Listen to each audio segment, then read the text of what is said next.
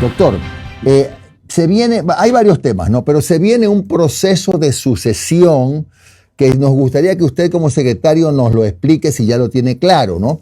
El presidente de la Asamblea va a ser candidato a presidente de la República, tendrá pronto que inscribirse, le tendría que suceder en el cargo, no sé si exactamente la primera vicepresidenta, pero resulta que además de eso, también el segundo vicepresidente es candidato. ¿Cómo se procede en estos casos para que este proceso sea ordenado y legal? Gracias, querido Jimmy, por su pregunta. A ver, vamos a ver qué es lo que establece exactamente la Ley Orgánica de la Función Legislativa. Cuando existe ausencia del presidente de la Asamblea, la ley establece que quien le subroga, ya sea temporal o definitivamente, es la primera vicepresidenta de la Asamblea Nacional. En ese sentido, cuando el presidente Kronfle opte por la renuncia para acudir a un cargo distinto al que está ostentando actualmente, esto es presidente de la República, pues la asambleísta Viviana Veloz, a través de su subrogación, será la nueva presidenta de la Asamblea Nacional. Ahora bien, la ley también establece que para llenar el resto de cargos que no sea la presidenta, esto es, la presidencia, esto es, la primera vicepresidencia, la segunda vicepresidencia, cualquier otro miembro vocal del CAL, tiene que ser el Pleno de la Asamblea Nacional el que llene ese vacío. Es decir, que la primera vicepresidencia no es que va a asumirle el segundo vicepresidente, sino que va a ser el Pleno el que elija a su segundo vicepresidente en este caso. ¿No es verdad?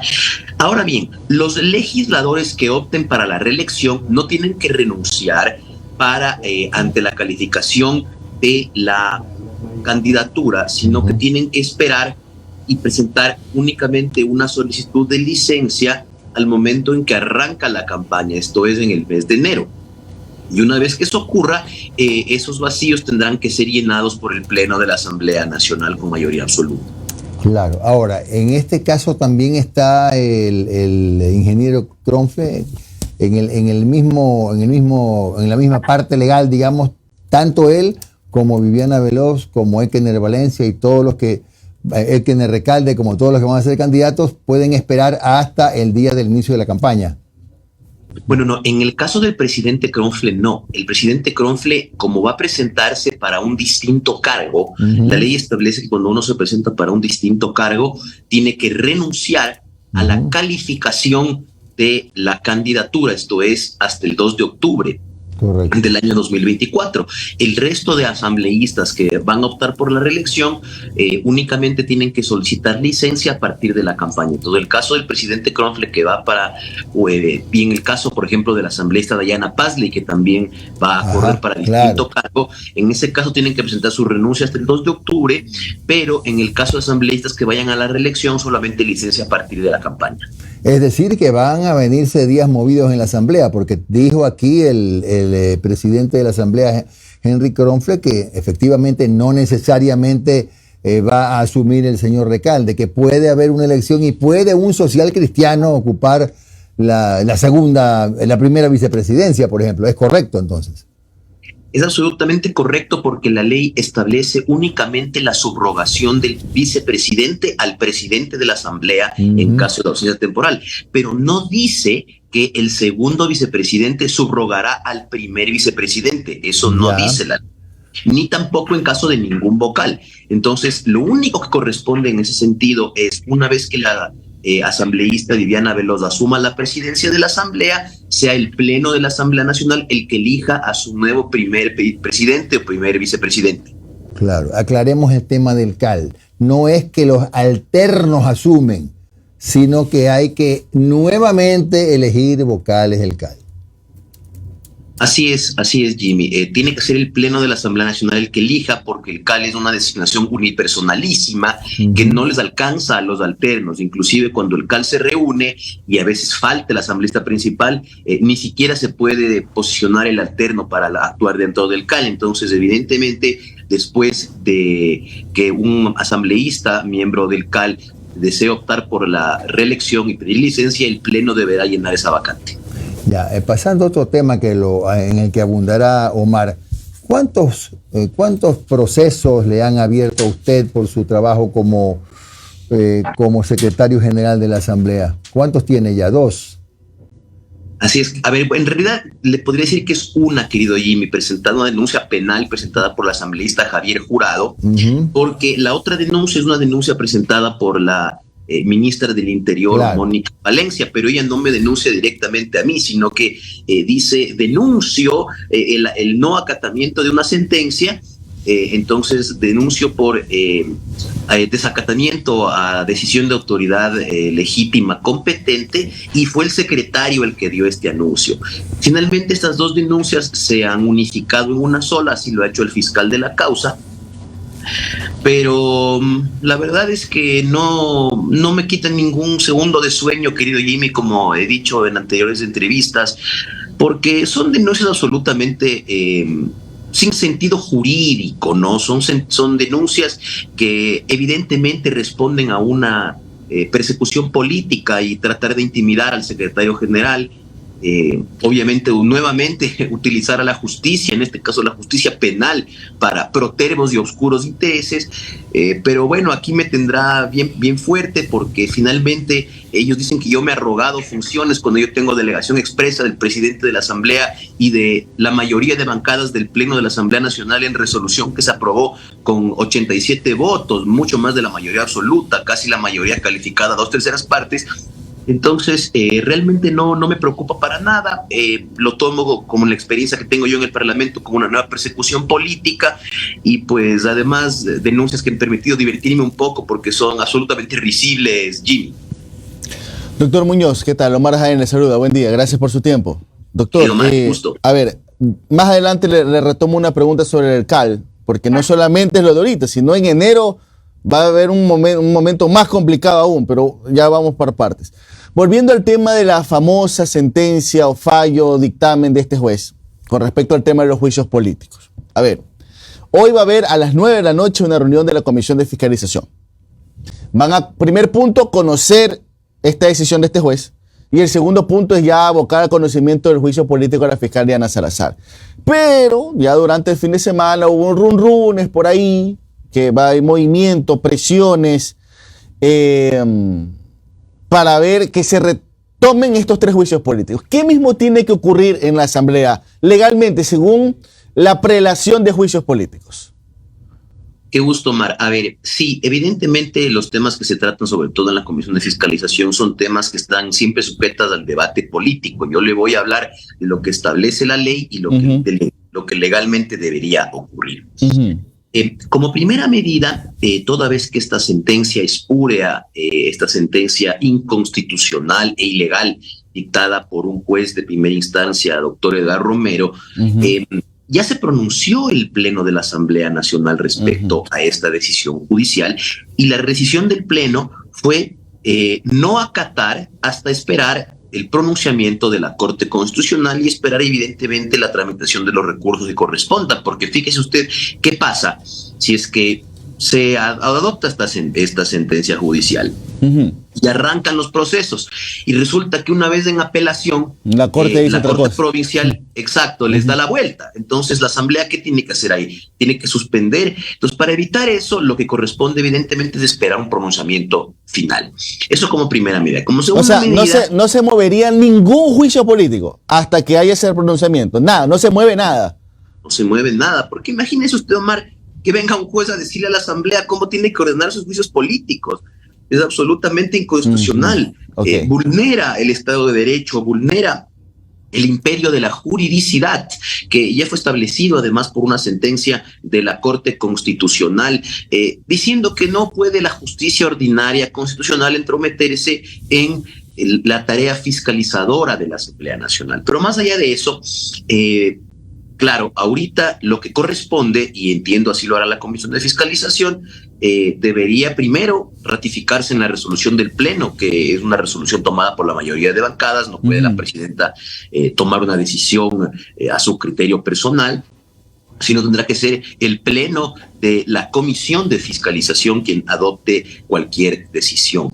Y obviamente el juicio que correspondería calificar en este caso es el juicio a la doctora Diana Salazar Méndez, fiscal general del Estado, más allá del tema de la sentencia, porque, como le digo, el juicio a la señora fiscal estaba antes que estos 3 juicios que fueron archivados y ahora han intentado ser reactivados a través de una sentencia espuria. Entonces, definitivamente, lo único que corresponde jurídicamente es que se califique el juicio a la doctora Diana Salazar. Son 2 juicios, los mismos que deberían acumularse, que es, digamos, la palabra para unificación que establece la ley.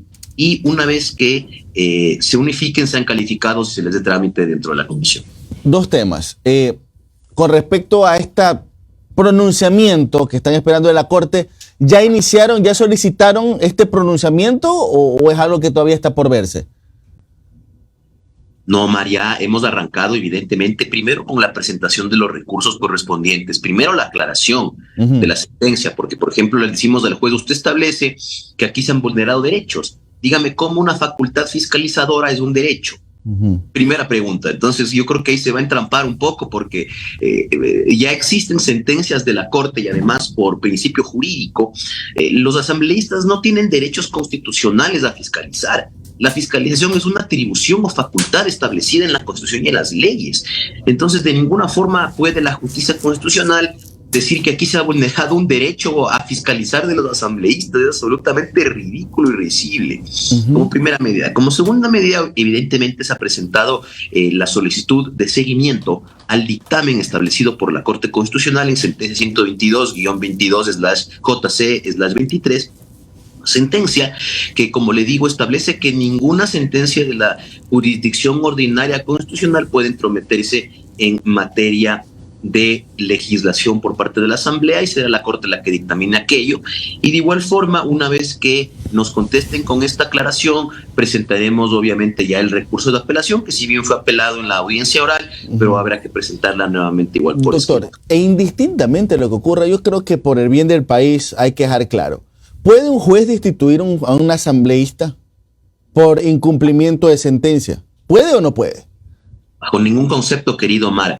Primeramente, los asambleístas no son civil y penalmente responsables por las decisiones en el ejercicio de su cargo. Segundo, únicamente la Corte Constitucional es el que puede emitir una destitución por no acatar una sentencia de la Corte. Lo que ocurriría si nosotros acatáramos esta sentencia espuria, porque de acatar esta sentencia de primera instancia, lo que estaría haciendo la Asamblea Nacional es desacatar la orden de la Corte, que es de mayor ratio, de mayor jerarquía constitucional. Entonces, bajo ningún concepto puede, tanto es así que a pesar de las amenazas de ciertos asambleístas del bloque gobiernista, el juez lo único que ha hecho es no solicitar la destitución de los miembros de la Comisión de Fiscalización, sino poner una multa. Una multa. Que también sería ilegal, pues, ¿no? Absolutamente ilegal. Y mira, a este juez la multa algún rato le va a caer a él, que va a ser la destitución del juez por error inexcusable. Entonces, realmente lo de este juez es algo que realmente ha torcido el derecho de una forma que avergüenza a la comunidad jurídica y obviamente al Parlamento Nacional. Las 2 últimas, doctor. Digamos, en el peor de los casos para la Asamblea, digamos que todo se ratifica y que tiene que retrotraerse los juicios políticos. En noviembre culmina el plazo, pues, para poder enjuiciar a estas 3 personas, pues, ¿no? Ese es otro tema que también está corriendo, porque se los puede enjuiciar hasta un año después de salir de funciones. Así es, querido Omar. Toda vez que cumpla ese plazo, ya la Asamblea evidentemente le va a tocar archivar sin más ni más sus procesos. No existe, y eso está a norma de rango constitucional. Más allá de que, mire, Omar, solamente un ejemplo para todas las personas que ven este prestigioso programa. Por ejemplo, mire, el primer juicio que debería reactivarse es el juicio al exsecretario de la Administración Pública, Sebastián Corral, que más allá de cualquier afecto o desafecto que uno pueda tener con el exministro y de las investigaciones de Contraloría que se tienen, el secretario general de la Administración Pública no es sujeto a juicio político, Omar, porque primeramente la Constitución establece taxativamente en el artículo 131 quiénes son los funcionarios que son sujetos de juicio político donde no consta el secretario, la administración, y además existe una sentencia de la Corte Constitucional que establece que solamente serán sujetos de juicio político los funcionarios que tengan a su cargo la rectoría de políticas públicas. En este caso, el exministro Corral no tiene a su cargo la rectoría de políticas públicas, entonces no se le puede seguir un juicio político. Entonces, cuando se trate de reactivar este juicio, seguramente el secretario va a venir a defenderse diciendo: oigan, yo no ejerzo funciones de rectoría de políticas públicas,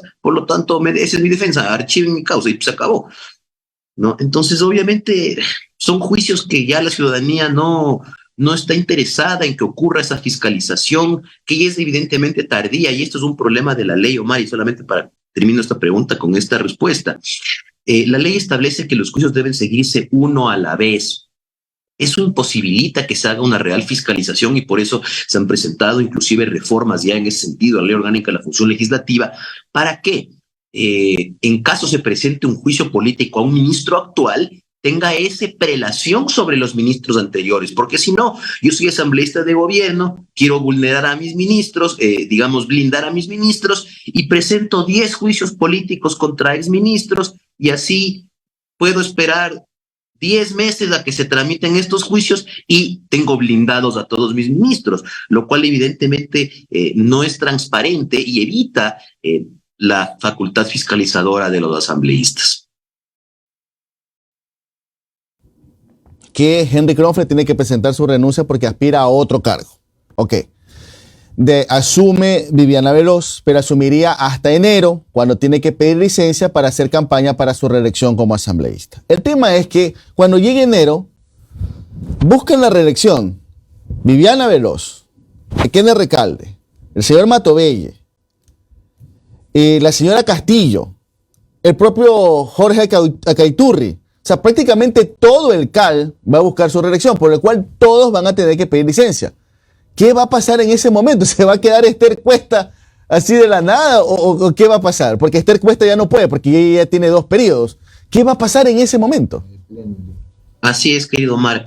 En ese caso, lo que yo le comentaba, tiene que ser el Pleno de la Asamblea Nacional el que llene esos vacíos, porque el CAL no puede quedarse sin trabajo. Y evidentemente, como le digo, de acuerdo con la ley, el encargado de llenar esas plazas vacías es el Pleno de la Asamblea Nacional con mayoría absoluta, así como se hace al inicio de cada periodo, el que deberá activar la elección del resto de miembros del CAL, o sea, que permanezcan con esa licencia. ¿Sería el CAL por un mes? Claro, puede ser por un mes porque tienen ausencia definitiva, ausencia temporal. Entonces, claro. Porque ya a mediados de febrero, después de las elecciones, retornarían los asambleístas. Exactamente. Y mire, ahí hay un vacío legal, porque la ley no establece qué pasa cuando se llena un vacío en caso de licencia, y ahí tendrá que reunirse nuevamente el Pleno a ver si decide o bien mantener a los asambleístas que han sido electos para llenar esas vacantes, o si se van a quedar ya perennes los nuevos miembros del CAL. Gracias, doctor Alejandro Muñoz, secretario general de la Asamblea Nacional. Que tenga usted un buen día, Alejandro. Gracias, un abrazo. doctor. Igualmente, querido Jimmy, Omar, un gusto, un saludo para ustedes, un gusto estar aquí, siempre los veo, y pues un saludo a toda la gente que los ve también.